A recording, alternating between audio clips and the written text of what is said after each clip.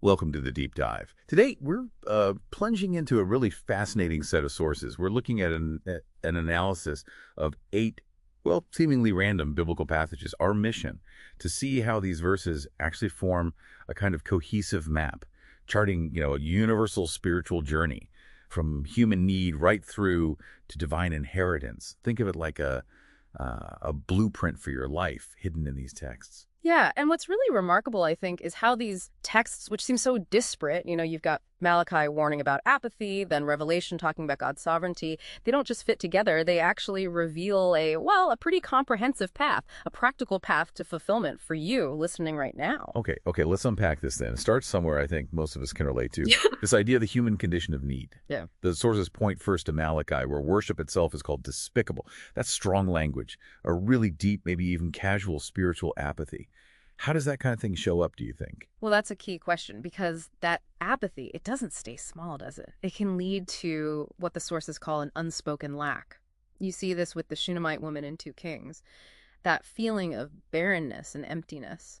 And if it's not addressed, the sources suggest it can even escalate. You get to outright rebellion, like in Jeremiah, leading to exile, to desolation. Wow. It shows how, something seemingly small, like contempt and worship, can ripple outwards. It can sow seeds for collapse. It's a profound connection. Yeah, that link between a despicable table and actual exile, it really paints a picture. Okay, so that's the need established. But even when promises are given, there's still a catch, right? The sources mention hurdles. Exactly. That's where Joshua comes in. Even with God's promise, you inevitably face giants.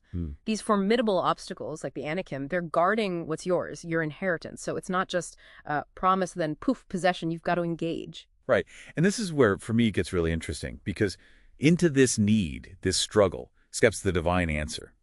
God's revealed, Revelation says, as the Alpha and Omega, the beginning and the end. The ultimate context. But, sometimes we hear divine answer and expect, an instant fix.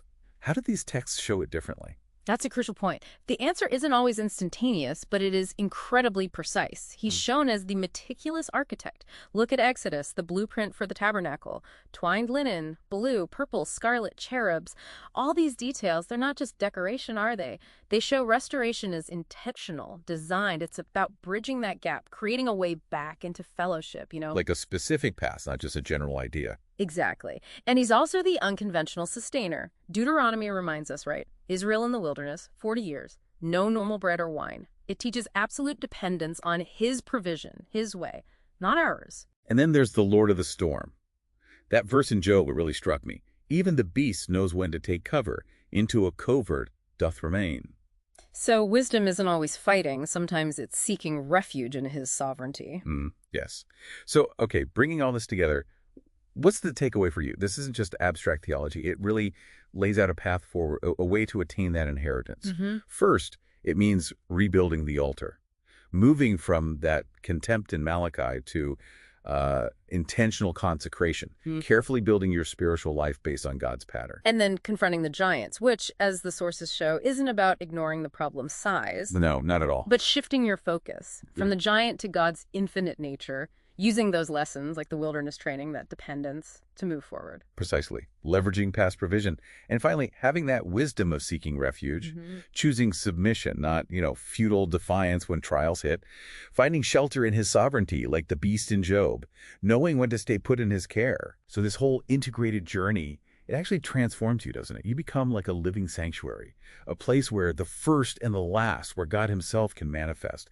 Every challenge faced, every act of trust, it weaves something new into your life, making it fit for his presence. That's it exactly. These 8 verses, they're not random at all. They form this unified, really profound map, guiding you from that place of human insufficiency toward your divine inheritance. And that inheritance ultimately isn't just a thing or a place. It's becoming that place. Becoming a living sanctuary where the Alpha and Omega dwells. Your life itself becomes his glory. So maybe something to consider as we wrap up. Yeah. What hill country are you facing right now? What needs claiming? And how might your current wilderness training, those challenges you didn't ask for, be the very thing preparing you to possess it? Keep digging. You're really just getting started on your own deep dive into these truths.